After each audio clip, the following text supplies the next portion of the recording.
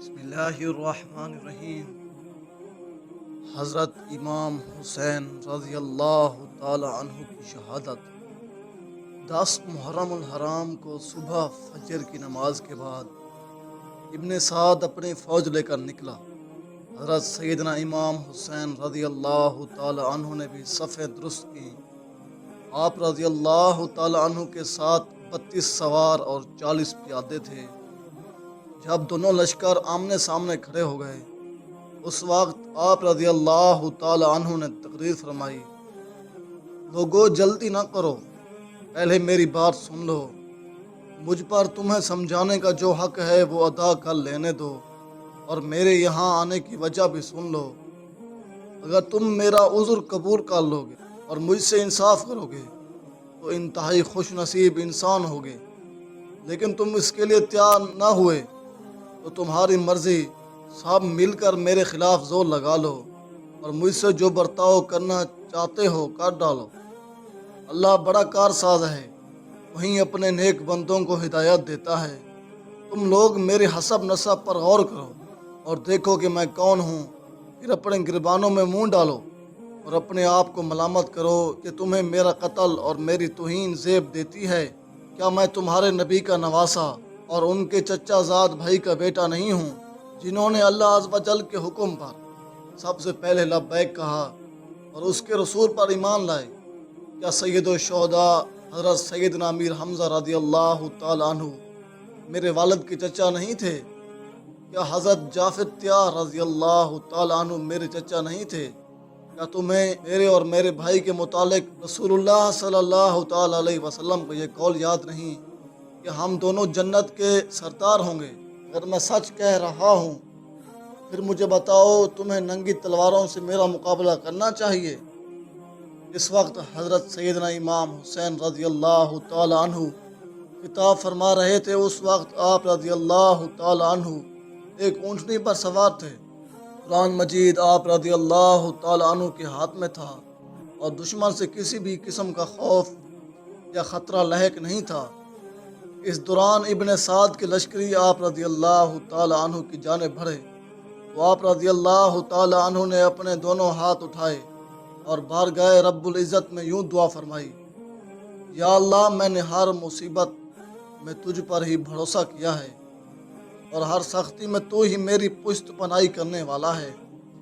میں نے ہمیشہ تجھ ہی سے مانگا ہے اور تو نے ہی ہمیشہ میری دستگیری کی ہے۔ تو ہی ہر نعمت کا مالک ہے، تو ہی احسان کرنے والا تھا۔ آج بھی میں تجھ ہی سے التجا کرتا ہوں۔ پھر آپ رضی اللہ تعالیٰ عنہ نے کوفیوں کو مخاطب کر کے کہا کہ مجھے بتاؤ، تم مجھے کس جرم میں قتل کرنا چاہتے ہو؟ ان کی طرف سے کوئی جواب نہ آیا۔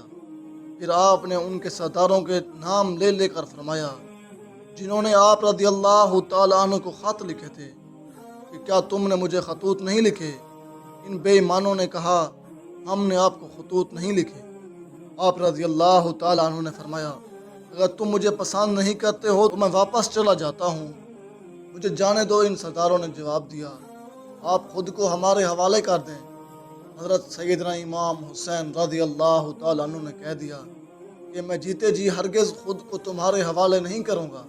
صرف ایک حر ہی ایسا شخص تھا جس کے دل پر آپ رضی اللہ تعالیٰ عنہ کی باتوں کا اثر ہوا۔ اسی نے آپ رضی اللہ تعالیٰ عنہ کو حجاز کا راستہ اختیار کرنے سے روکا تھا، اور اس وقت وہ اپنی اس حرکت پر نادم تھا کہ میں نے آپ رضی اللہ تعالیٰ عنہ کو ان ظالموں کے حوالے کر دیا۔ اسی ذہنی کشمکش کی کیفیت میں اس نے ابن سعد سے پوچھا، کیا تمہیں ان کی 3 تجویزوں میں سے کوئی بھی منظور نہیں؟ ابن سعد نے جواب دیا کہ اگر میرا کچھ اختیار ہوتا تو میں فوراً منظور کر لیتا، لیکن اب میں بے بس ہوں۔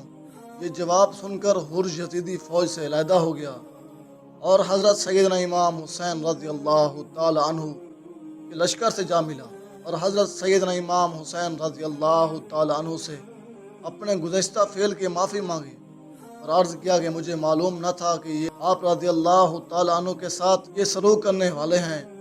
اب آپ رضی اللہ تعالی عنہ کے لیے اپنی جان نچھاور کرنے کو تیار ہوں۔ اس زمانے میں جنگ کے قواعد و ضوابط کے مطابق ابتدا میں 1-1 اور پھر 2-2 کر کے جنگ جو میدان میں اترتے اس لڑائی میں حضرت سیدنا امام حسین رضی اللہ تعالی عنہ کا پلڑا بھاری رہا اور یزیدی فوج کو کافی جانی نقصان اٹھانا پڑا۔ ابن سعد نے اپنی فوج کو کھلی جنگ کا حکم دے دیا۔ حضرت سیدنا امام حسین رضی اللہ تعالی عنہ اور ان کے جانثاروں نے یزیدی فوج کا ڈٹ کر مقابلہ کیا اور ان کی صفیں الٹا کر رکھ دی۔ یزیدی فوج کا نشانہ حضرت سیدنا امام حسین رضی اللہ تعالی عنہ تھے اور وہ بار بار ان پر حملہ آور ہوتے، مگر ہر مرتبہ پسپا ہونے پر مجبور ہو جاتے۔ اس دوران شمر جو کہ یزیدی لشکر کی کمان کر رہا تھا، اس نے تیر انداز بلائے اور حضرت سیدنا امام حسین رضی اللہ تعالی عنہ اور ان کے ساتھیوں پر تیر چلانا شروع کر دی۔ آپ رضی اللہ تعالی عنہ اور جانثاروں کے گھوڑے شدید زخمی ہو گئے۔ ان کا گھوڑا بھی زخمی ہوا، مگر اس نے پیدل لڑنا شروع کر دیا اور بالآخر جام شہادت نوش فرمایا۔ دوپہر تک گمسان کی لڑائی ہوتی رہی، مگر یزیدی فوج کامیابی حاصل نہ کر سکی، کیونکہ حضرت سیدنا امام حسین رضی اللہ تعالی عنہ نے اپنے خیمے بھی اس طرح لگوائے تھے کہ دشمن صرف ایک رخ سے ہی حملہ کر سکتا تھا۔ یہ دیکھ کر ابن سعد نے حکم دیا کہ ان کے خیموں کو آگ لگا دی جائے۔ حضرت سیدنا امام حسین رضی اللہ تعالی عنہ نے اس کی یہ تدبیر بھی ناکام بنا دی اور خیموں کے پیچھے 4-5 آدمیوں کو اس طرح چھپا دیا، جو بھی خیموں کو آگ لگانے کے لیے آتا اسے مار دیا جاتا تھا۔ حضرت سیدنا امام حسین رضی اللہ تعالی عنہ جانثار مسلسل لڑائی کی وجہ سے تھک رہے تھے اور کئی جانثار اس خون ریز لڑائی میں شہید ہو چکے تھے۔ ظہر کی نماز کا وقت ہوا تو آپ رضی اللہ تعالی عنہ نے ظہر کی نماز کے وقت جنگ بندی کی درخواست کی، مگر یزیدی لشکر نے آپ رضی اللہ تعالی عنہ کی بات کو ماننے سے انکار کر دیا۔ آپ رضی اللہ تعالی عنہ کے جانثاروں نے تلوار کی زد میں نماز ظہر ادا کی۔ نماز ظہر کے بعد آپ رضی اللہ تعالی عنہ نے اپنے ننھے بچے علی اصغر رضی اللہ تعالی عنہ کو لے کر خیمے سے باہر آئے، جس کی زبان پانی نہ ملنے کی وجہ سے خشک ہو رہی تھی۔ اس دوران ایک تیر آیا اور اس معصوم بچے کے حلق میں اتر گیا اور یوں علی اصغر رضی اللہ تعالی عنہ نے جام شہادت نوش فرمایا۔ حضرت سیدنا امام حسین رضی اللہ تعالی عنہ کے تمام جانثار ایک ایک کر کے جام شہادت نوش فرماتے چلے گئے، مگر آپ رضی اللہ تعالی عنہ نے پھر بھی اپنی ہمت کو یکجا رکھا اور ایک بار پھر میدان جنگ میں یزیدیوں کو جہنم واصل کرنے لگے۔ اس دوران شمر نے اپنے سپاہیوں کو حکم دیا اور آپ رضی اللہ تعالی عنہ پر تیروں کی برسات شروع ہو گئی۔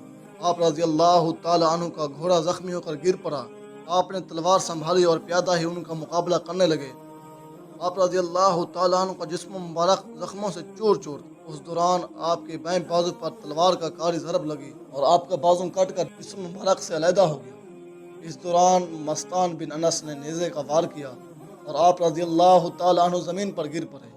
سنان نے آپ رضی اللہ تعالی عنہ کا سر مبارک تن سے جدا کرنا چاہا، مگر اس کی ہمت نہ پڑی۔ پھر خولی بن یزید نے آگے بڑھ کر آپ رضی اللہ تعالی عنہ کا سر تن سے جدا کر دیا۔ آپ رضی اللہ تعالی عنہ کو شہید کرنے کے بعد ان بدبختوں نے خیموں پر دعویٰ بول دیا اور خاندان رسالت کی آپ کی بیٹوں کی عزتوں کو تار تار کرنا شروع کر دیا۔ ان کی چادریں اتار لیں اور ذکر گوشہ رسول حضرت سیدنا امام حسین رضی اللہ تعالی عنہ کے جسم مبارک کو پامال کرنا شروع کر دیا۔ حضرت سیدنا امام حسین رضی اللہ تعالی عنہ کے سر مبارک کو اتارنے کے علاوہ دیگر کئی شہداء کے سر بھی کاٹ دیے اور ان کے جسم مبارک کو بے گور و کفن چھوڑ دیا۔ حضرت سیدنا امام حسین رضی اللہ تعالی عنہ کے سر مبارک کو خولی بن یزید نیزے پر چڑھا کر اپنے لشکر کے ہمراہ کوفہ کی جانب روانہ ہوا۔ حضور نبی کریم علیہ السلام کی ان باعصمت اور باکردار بیٹوں کو جنگی قیدی بنا لیا گیا۔ اس معرکہ حق و باطل میں حضرت سیدنا امام زین العابدین رضی اللہ تعالی عنہ جو کہ بیمار تھے مردوں میں زندہ بچے۔ حضرت سیدنا امام حسین رضی اللہ تعالی عنہ اور ان کے رفاق و یزیدی فوج کے جانے کے بعد قبیلہ بنو سعد کے کچھ لوگوں نے جو کہ نزدیک یہ بات تھے آ کر دفن کیا اور ان کی نماز جنازہ ادا کی۔ قتل حسین اصل میں مرگ یزید ہے، اسلام زندہ ہوتا ہے ہر کربلا کے بعد۔